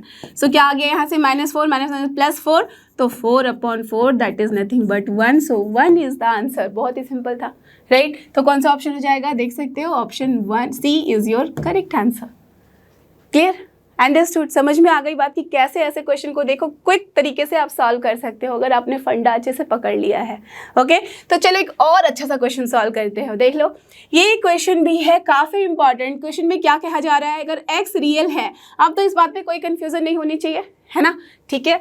देन अच्छा, यहाँ पे maximum as well as minimum value of the expression will be what. और यहाँ जो एक्सप्रेशन है वो थोड़ा सा ध्यान देने वाला है. एक्सप्रेशन में px एंड साथ ही साथ qx का फॉर्म है. क्या करेंगे, कुछ नहीं, हमें तो बस ये पता है कि जो भी एक्सप्रेशन होता है उसको हम fx के फॉर्म में या तो y के फॉर्म में रिप्रेजेंट कर देते हैं. तो यहाँ हम अगर लिखना चाहें तो y इक्वल्स टू आराम से लिख सकते हैं x square plus 14x plus 9, ठीक है, divide by x square plus 2x plus 3, right? कोई दिक्कत नहीं है. अब अगर मैं इसको अच्छे से और लिखूँ तो क्रॉस मल्टीप्लाई कर दूँ तो क्या मिलेगा हमें, y into x square plus 2 into y into x plus 3y equals to nothing but x square plus 14x, ठीक है, प्लस 9. मैंने ऐसा क्यों किया, बिकॉज हमें एक क्वाड्रेटिक इक्वेशन चाहिए. ये जो तरह का फॉर्म दे रहा है ना, जस्ट इस तरह का फ्रैक्शन का, इसमें हम इसके मैक्सिमम मिनिमम वैल्यू नहीं निकाल सकते, राइट? सो दैट्स वाई अगर हम इसे यहाँ एक ऐसा क्वाड्रेटिक इक्वेशन बना ले जहाँ पे अपने जो कोफिशिएंट है वो एक जगह पे आ जाए, इकट्ठा हो जाए, तो हमारे लिए आसान हो जाएगा, राइट? तो अब देखो यहाँ क्या कर सकते हैं, सारे एक्स स्क्वायर के टर्म एक साथ रख लो. तो एक्स स्क्वायर जैसे ही साथ में रखोगे तो हमें क्या कॉमन मिल रहा है, y माइनस 1. यहाँ से अगर मैं x कॉमन ले लूँ तो 2y माइनस 14 मिल रहा है. एंड देन फिर से अगर मैं यहाँ देखूँ तो प्लस 3y माइनस 9 मिल रहा है एंड दैट इक्वल्स टू 0. यही मिल रहा है ना, no problem at all, correct, done. तो ये अब जो हमारे पास इक्वेशन बना है ये एक क्वाड्रेटिक इक्वेशन बन चुका है. और यहाँ से हमें क्या समझ में आ रहा है, that this expression is, colour change कर लेती हूँ, this expression is nothing but a, this expression is nothing but b and this whole expression is nothing but c. तो ax square plus bx plus c का form आ गया है equals to 0, correct है ना? दैट मीन्स ये अब हमारे पास एक इक्वेशन बन चुका है. ओके, अब इक्वेशन अगर बना है तो इसका मतलब अब हमें यहाँ चाहिए क्या था, हमें चाहिए था maximum and minimum value of this particular expression, correct? यही चाहिए था ना. और यहाँ ये भी बात लिख दी गई है कि x इज रियल. अब अगर x इज रियल है और हमें एक इक्वेशन मिला है x में, कैन यू सी, को रिलेट करो चीज़ों को आपस में एक दूसरे के साथ, तब आप देखोगे कि बहुत अच्छा सा लिंक बन जाता है. x रियल है और हमें एक क्वाड्रेटिक इक्वेशन मिला है x में, इसका मतलब इसके रूट रियल होने चाहिए. समझ रहे हो, x रियल है. अब जब मैंने इसको इक्वेट किया है 0 के साथ, इसका मतलब जब मैं इसे सॉल्व करूं तो x की वैल्यू रियल आनी चाहिए. अब x की वैल्यू रियल आने के लिए हमें क्या पता है, correct, that d must be greater than equal to 0, isn't it? ये तो हम बचपन से पढ़े हैं, करेक्ट? तो x के रियल होने के लिए d must be greater than equal to 0. और अगर d greater than equal to 0 होगा तो इसका मतलब क्या हो गया, d का मतलब b स्क्वायर माइनस 4ac. तो b square that is 2y minus 14 का होल स्क्वायर, ये हो गया b square minus 4 into a that is y minus 1 into c that is 3y minus 9, correct? And that must be greater than equal to 0. Got it? Understood the idea? Clear हुई बात? Yes. तो अगर ये फंडा आपको समझ में आ गया तो अब क्या करना है, अब कुछ नहीं, बस इसको सॉल्व ही तो करना है. अब आपको समझ में आ रहा है कि इनइक्वालिटी, जो कि मैंने अच्छे से इनइक्वालिटी वाले चैप्टर में समझा दिया था कैसे सॉल्व करना है, सॉल्व करोगे आराम से. y की मिनिमम मैक्सिमम वैल्यू निकालने में तो कोई दिक्कत होगी नहीं, और कायदे से हमें y की तो मिनिमम एंड मैक्सिमम वैल्यू निकालनी है. क्लियर, समझ में आ रही बात? तो चलो अब इसको सॉल्व करें. सो फ्रॉम हियर आप थोड़ा सा ध्यान दो कि जब भी हम क्वेश्चन सॉल्व कर रहे होते हैं, इक्वेशन सॉल्व कर रहे होते हैं ना, इनइक्वालिटी, तो वहाँ पे ट्राई करो कि जितना कॉमन टर्म है उसको हम एलिमिनेट कर दें.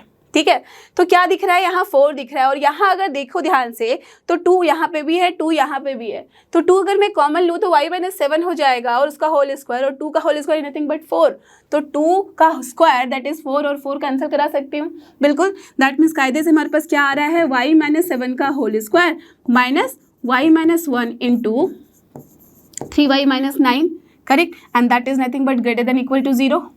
यही आ रहा है ना, तो चलो अब इसको यहाँ पे सॉल्व कर लिया जाए। सो दिस इम्प्लाइज y माइनस 7 का होल स्क्वायर कितना हो जाएगा, y square plus 49 minus 14y, correct, और यहाँ से माइनस टर्म है, ठीक है, माइनस कर लेते हैं, y माइनस 1 और 3y माइनस 9 को मल्टीप्लाई कर लो तो कितना हो जाएगा, y एंड 3y, यहाँ से हो जाएगा आपका 3y और ये 3y स्क्वायर माइनस के साथ, तो माइनस 3y स्क्वायर कर लिया, ओके। फिर यहाँ पे माइनस 9 माइनस प्लस हो जाएगा 9y, फिर यहाँ पे minus 3y minus minus plus हो जाएगा 3y, ओके। फिर यहाँ माइनस माइनस प्लस है बट माइनस हो जाएगा 9, okay fine, and that is greater than equal to 0। यही आ रहा है, ठीक है। अब देखो जरा 3y स्क्वायर ये वाला खत्म हो गया, यहाँ तो माइनस 2y स्क्वायर, अब ये क्या है माइनस 14y, और यहाँ से 9 3 12 होता है, that means minus 2y, okay fine, और माइनस 9 है, ये 49 है, that means plus 40 greater than equal to 0। Then अब 2 कैंसिल करा दो तो कोई दिक्कत नहीं होगा, दैट मीन्स, और माइनस भी हटा दूँ, बट ये ध्यान रखना माइनस अगर मैं यहाँ से एलिमिनेट करूँगी तो क्या होगा, इनइक्वालिटी रिवर्स हो जाएगा। तो ये सारी सिली मिस्टेक्स करके अपने अच्छे खासे काम को खराब मत करना, ठीक है।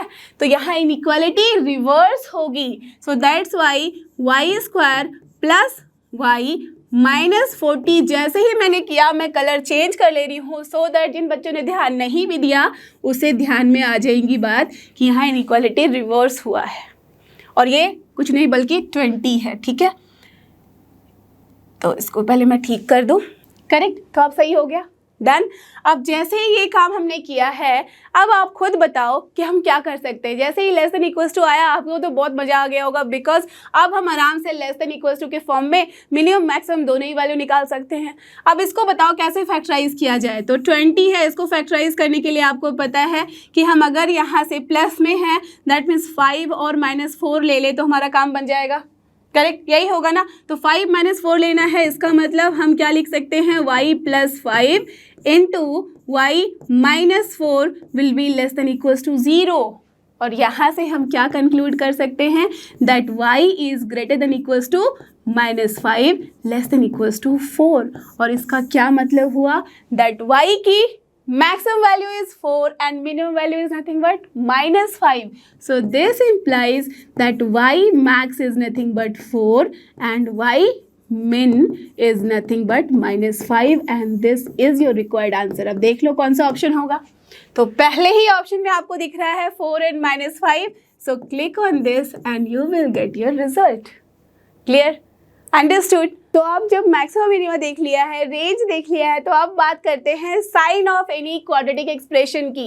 इसका मतलब क्या हुआ, दैट मीन्स हम साइन बता रहे हैं किसी भी क्वाड्रेटिक एक्सप्रेशन की। इसका मतलब लेट अस अज्यूम अगर मैंने यहाँ पे y इक्वल्स टू बोल दिया या तो fx equals to x square plus bx plus c बोला है, ओके, और मैं जानना चाह रही हूँ कि y की क्या वैल्यू है, दैट मीन्स क्या साइन है, वैल्यू तो नहीं बल्कि साइन क्या है, दैट मीन्स क्या अपना y ग्रेटर देन 0 है या y अपना लेस देन 0 है, this is my question.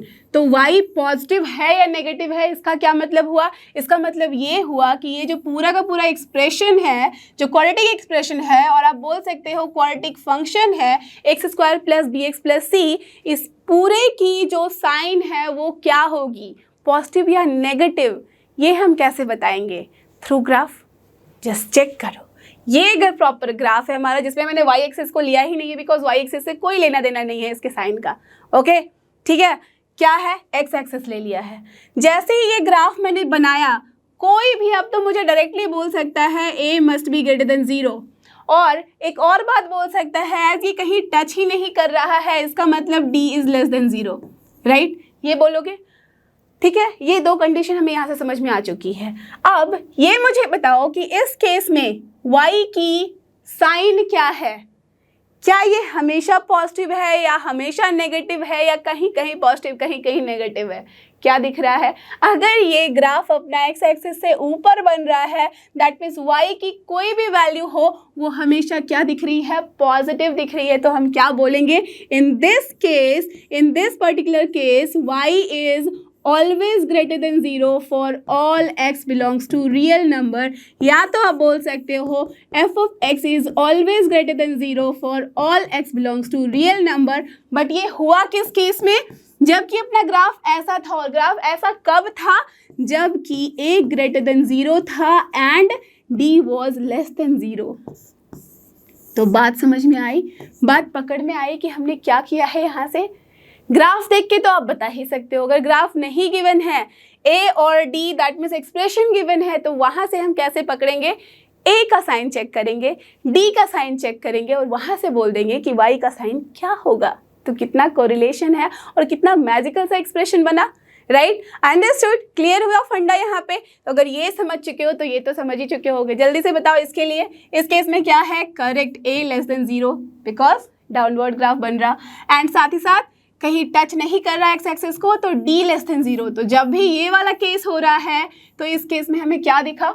y का साइन क्या है? क्या दिख रहा है? एक्स एक्सिस से नीचे। इसका मतलब कुछ भी जोर लगा लो, x की कोई भी वैल्यू रख दो, तो ये पूरा का पूरा एक्सप्रेशन हमेशा नेगेटिव वैल्यू ले रहा है। इसका मतलब perfect y is less than 0 for all x belongs to real number. या तो आप बोल सकते हो f of x is less than 0 for all x belongs to real number. या तो आप बोल सकते हो x square plus B x plus c is less than 0 for all x belongs to real number.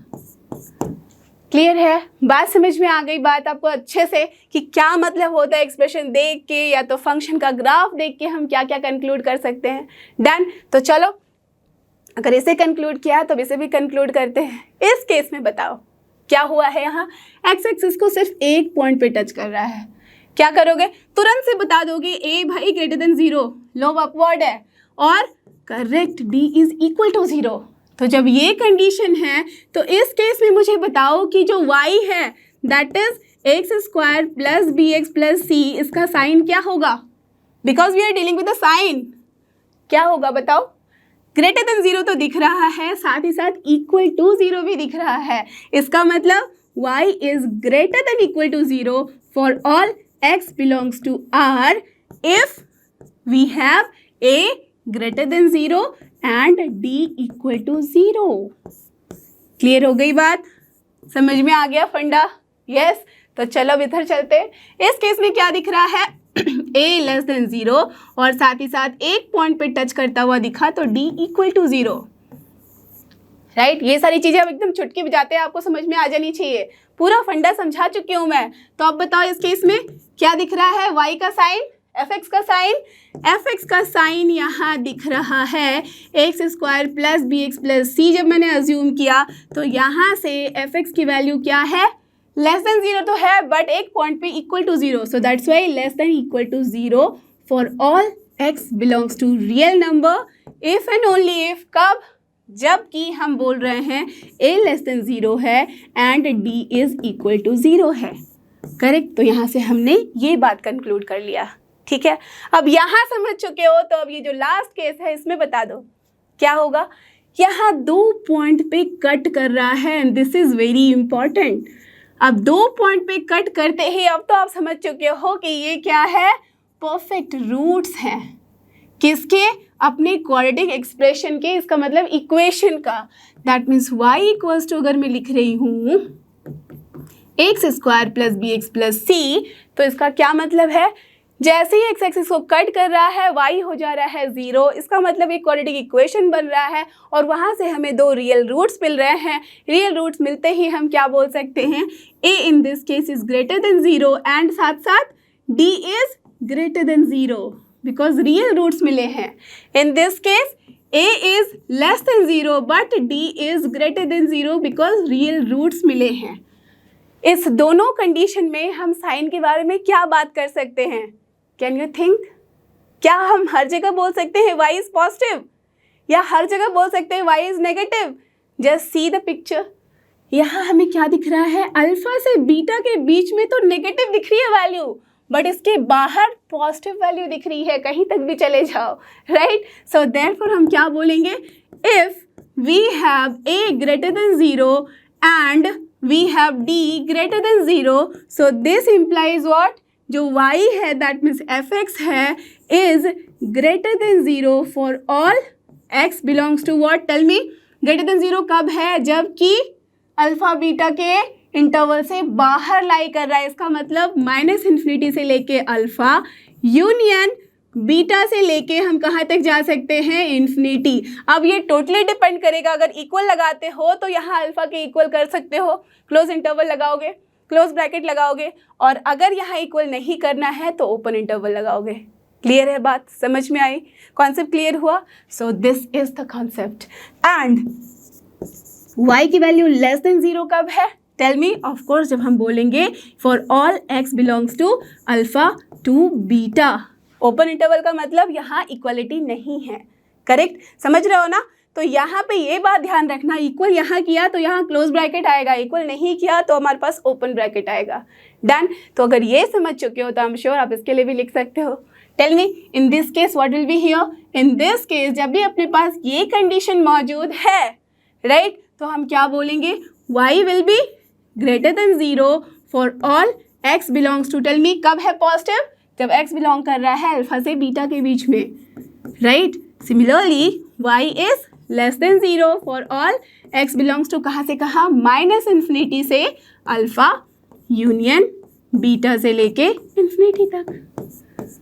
Clear, understood. तो हम सारे ही condition में देख के अब समझ सकते हैं कि ग्राफ होगा कैसा, तो हमारे पास क्या कंक्लूजन है, अगर एक्सप्रेशन है तो हमारे पास क्या कंक्लूजन है, और अगर कंक्लूजन है तो कैसा ग्राफ है, कंक्लूजन है तो कैसा एक्सप्रेशन है, सारे एक दूसरे से ही कोरिलेटेड हैं, राइट। तो इन सारे कॉन्सेप्ट को देखने के बाद चलो करते हुए एक धांसू सा सवाल, ठीक है, और इसको करते ही आपके जितने भी बंद दरवाजे थे ना दिमाग के वो सब खुल जाएंगे और समझ पाओगे कि कैसे हम यहाँ से कोरिलेट करके क्वेश्चन को सॉल्व कर सकते हैं। ओके, तो देख सकते हैं क्वेश्चन आया हुआ भी है जेईई मेन में 2019 के जनवरी में। ओके फाइन, तो देखो क्वेश्चन में है क्या, यहाँ बोला जा रहा है द नंबर ऑफ, ठीक है, नंबर बताना है किसका, of integral values of m, मतलब m की इंटीग्रल वैल्यूज को सिर्फ लेना है और उसके नंबर बताने हैं, काउंट बताने हैं, for which the quadratic expression, ध्यान देना एक्सप्रेशन लिखा गया है ना कि equation, okay, this whole expression, ठीक है, जहाँ x बिलोंग्स टू r,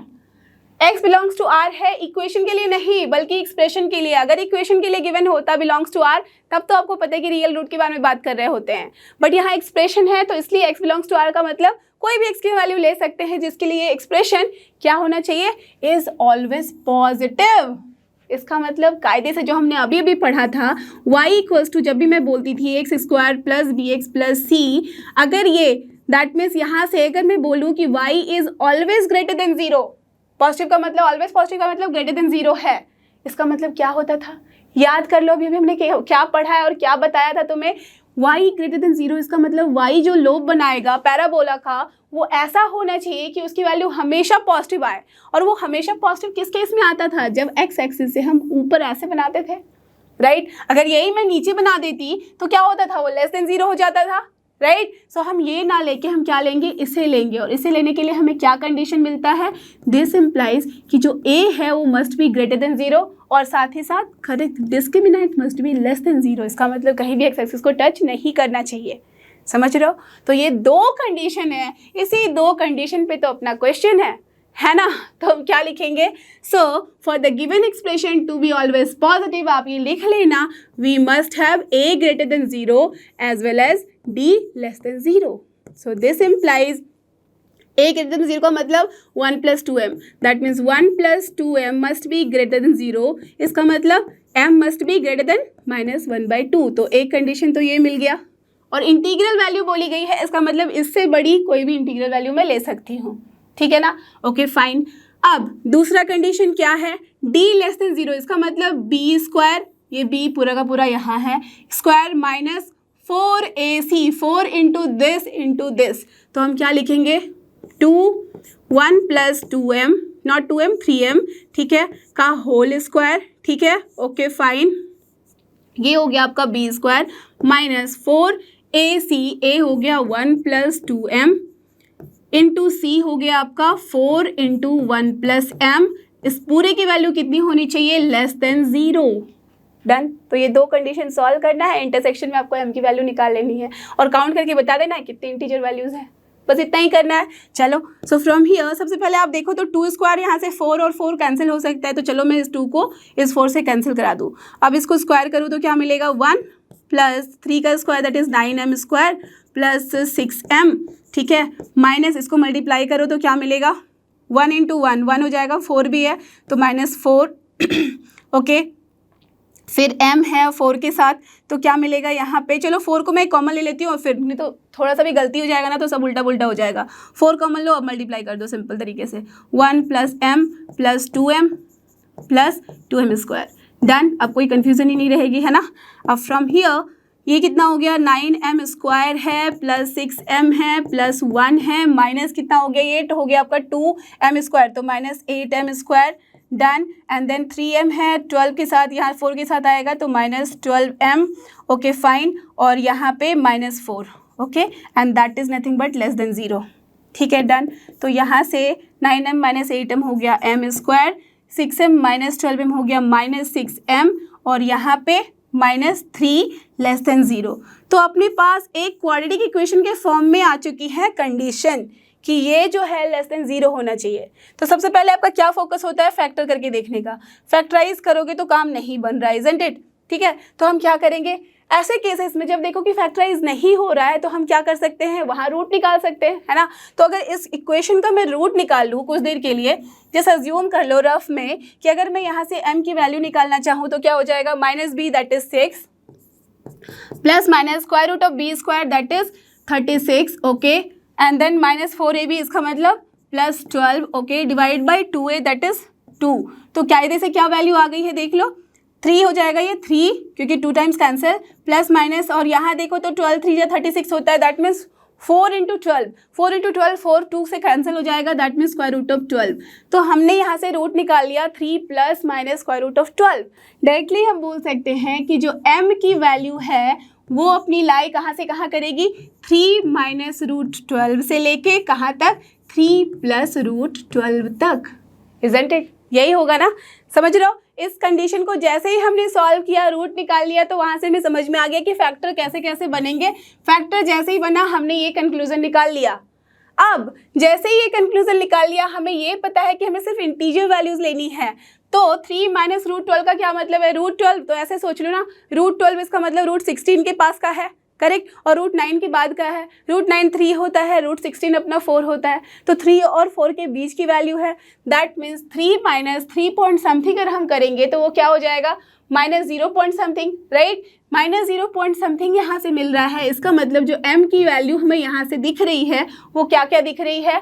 यहाँ से हमें सिर्फ इंटीजर वैल्यू लेनी है, तो हम क्या लिख सकते हैं? एक तो यहाँ से हमें दिख रहा है कि 0, फिर यहाँ से दिख रहा है 1, देन 2, ठीक है, और कहाँ तक? 3 + 3 पॉइंट समथिंग है, इसका मतलब 6 पॉइंट समथिंग हम जा रहे हैं, तो हम कहाँ तक लेंगे? 3 4 5 and 6, since m is nothing but belongs to integer.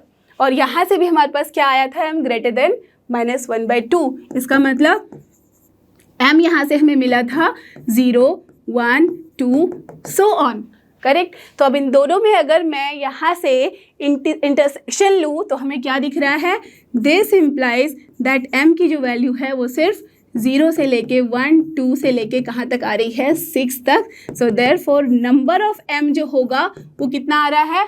6 तक है, 0 से of course 7। So that's Y हमें जो नंबर ऑफ इंटीग्रल वैल्यूज चाहिए थे m के वो कितने हो गए?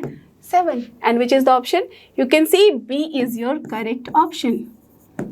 क्लियर हुआ फंडा? समझ में आई बात कि कैसे? देखो अभी जो कॉन्सेप्ट हम पढ़े थे, अभी हमने पढ़ा, वो सारे कॉन्सेप्ट को यूज़ करके इस क्वेश्चन को, जो कि आया हुआ क्वेश्चन है और काफ़ी अच्छे लेवल का क्वेश्चन हम सॉल्व कर सकते हैं काफ़ी इजीली। डन।